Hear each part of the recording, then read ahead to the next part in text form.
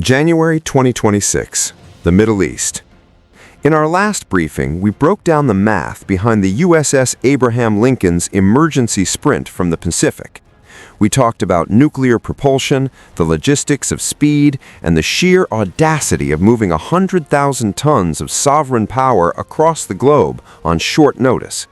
That alone rewrote a few assumptions about naval reach.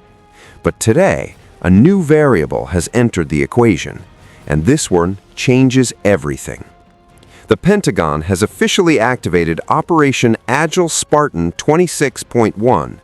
If you read the press releases, it's being sold as a joint exercise, a routine training event, a confidence-building effort designed to improve interoperability between the Navy and the Air Force. Ignore the handshake.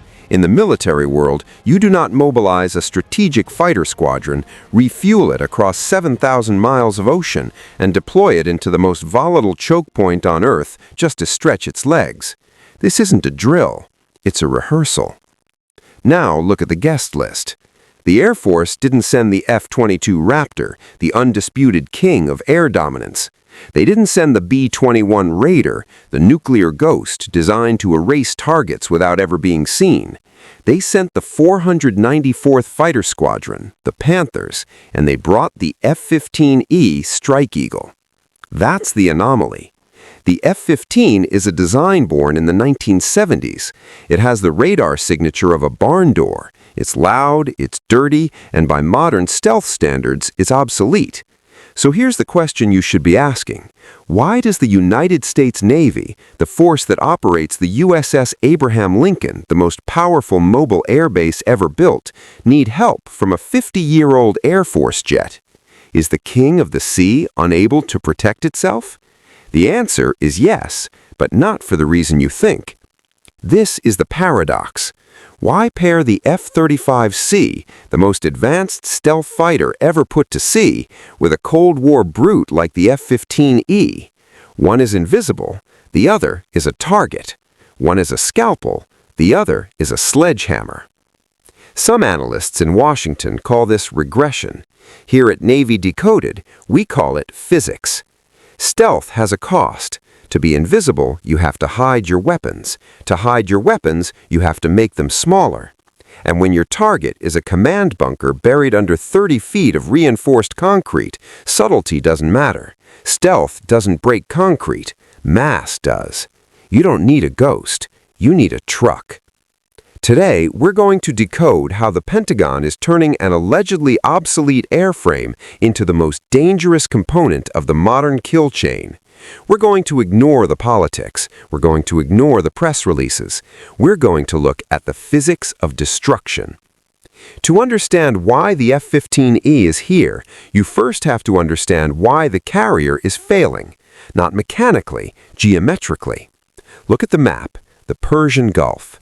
To a tourist, it's just water. To a naval strategist, it's a bathtub, a confined, hostile space. The Strait of Hormu narrows to about 21 miles at its tightest point. For a Nimitz-class carrier, that's a nightmare. Carriers survive by maneuvering, by vanishing into open ocean. Inside the Gulf, the Lincoln becomes a predictable target trapped inside a very small cage. That's why in 2026, the Lincoln isn't in the Gulf at all. It's holding station in the North Arabian Sea, outside the range of coastal missile batteries. But safety creates distance, and distance creates a new problem: space saturation. Along the Iranian coast, the threat isn't a handful of launchers, it's density. Thousands of short-range ballistic missiles, anti-ship cruise missiles layered along the shoreline, swarms of fast attack craft hugging the littorals. Reaction time is measured in seconds, not minutes. Now look at the Lincoln's flight deck. Look at the F/A-18 Super Hornets. What are they carrying? Not 2,000-pound bombs. They're loaded with IM-9X Sidewinders and AIM-120 AMRAAMs. That's the overloaded shield. Because the carrier is forced to operate far from shore, the Super Hornets are trapped in a defensive role. They fly combat air patrol across the clock. Their job is to kill drones, to intercept missiles, to sink speedboats before they can get close. Every F-18 protecting the ship is an F-18 that isn't striking the enemy. The carrier's offensive punch is locked into defense. The shield is raised. The sword stays sheathed. So what about the F-35C? The Lincoln carries VMFA 314, the Black Knights. The F-35 is supposed to solve this problem, right? Wrong. The F-35C is a miracle of engineering. It can fly through a radar network without announcing its presence. But stealth comes with physical limits. All of its weapons have to fit inside internal bays. Those bays are sized for air-to-air missiles or a 2,000-pound GBU-31 JDAM. A JDAM is devastating against surface targets, buildings, bridges, infrastructure. But the enemy adapted. Critical facilities aren't on the surface anymore. Nuclear infrastructure, command centers, hardened nodes, they're buried deep underground, wrapped in steel and high-density concrete. Killing them requires penetration, not blast radius. Here's the friction point. The weapons designed to crack those bunkers don't fit inside an F-35. Hang them on the wings and you lose stealth. Lose stealth and advanced air defenses eat you alive. So now we have a shield that's busy, a scalpel that's too small, and a target buried behind 10 meters of reinforced concrete.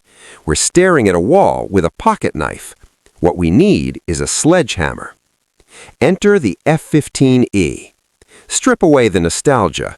The Strike Eagle isn't a fighter in the modern sense. It's a kinetic delivery platform. Look at the numbers. Maximum takeoff weight, over 80,000 pounds. Payload capacity, roughly 23,000 pounds of ordnance. One F-15E can carry the explosive mass of 3 F-35s combined.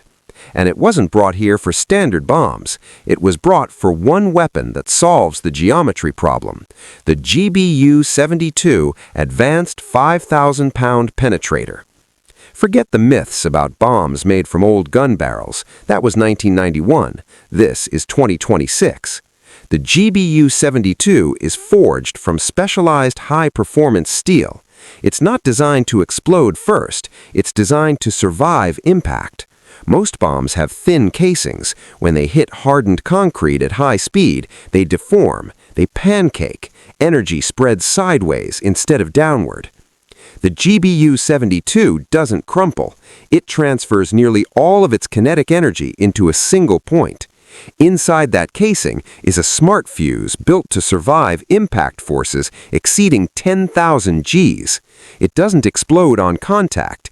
It senses deceleration. It counts layers. It waits until it detects open space. Then it detonates. But to make that physics work, you need velocity, real velocity. That means altitude, and that creates a platform problem. To deploy a GBU-72, you need an aircraft strong enough to carry 5,000 pounds on the centerline without snapping its structure. You need engines powerful enough to haul that mass above 30,000 feet and still have fuel to get home. The F-35 can't do it. The bay is too small. The F-A-18 can't do it either, not with range, payload, and survivability. Only the F-15E checks every box. And then there's endurance. Those ungainly bulges along the fuselage are conformal fuel tanks. They add drag, but they hold massive amounts of fuel without sacrificing weapon stations. That gives the Strike Eagle something invaluable: time. It can launch from an austere airstrip, push towards the Gulf, and wait. It loiters, it circles, it becomes a floating magazine. When the carrier signals a target, the F-15E doesn't scramble. It's already there.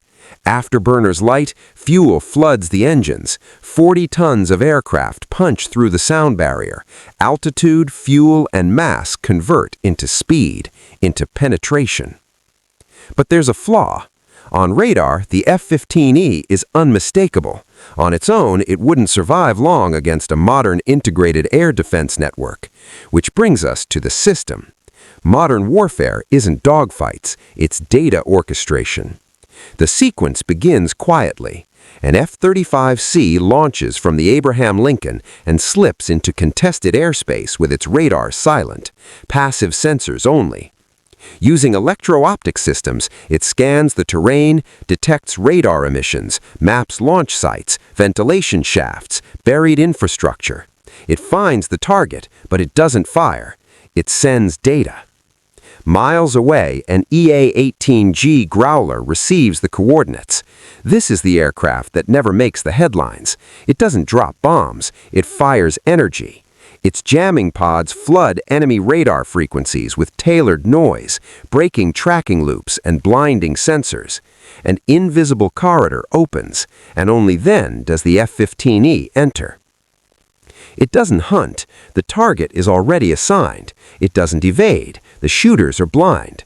The Strike Eagle is just the delivery mechanism. The bomb releases. Physics finishes the job. 5,000 pounds of hardened steel hit the earth, penetrate the bunker, and erase what's inside. That's the kill chain.